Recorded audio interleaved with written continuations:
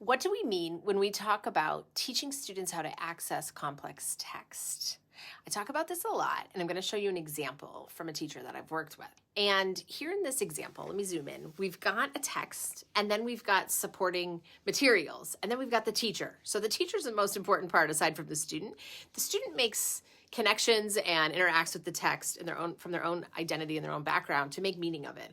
But the teacher needs to guide them through that process.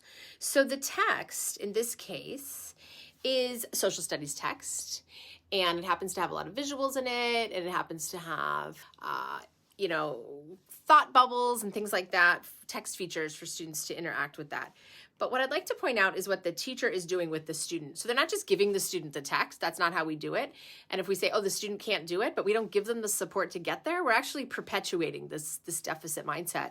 So we've got to really muscle up, as teachers and teach.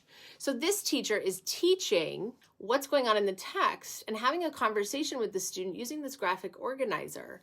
And the graphic organizer goes through what is the reason for, in this case, what was going on with the Revolutionary War in the United States, and then where in the text was that evidence? So it's a very simple T-chart, right? The reason and the evidence, and then below that, what is the reason, what is the second reason, and what is the say in the text, and putting it together at the sentence level, and also multiple sentences. So we want to hold students to those higher expectations by giving them the language to put their ideas in, and most importantly, the evidence from the text. Folks, that's critical thinking.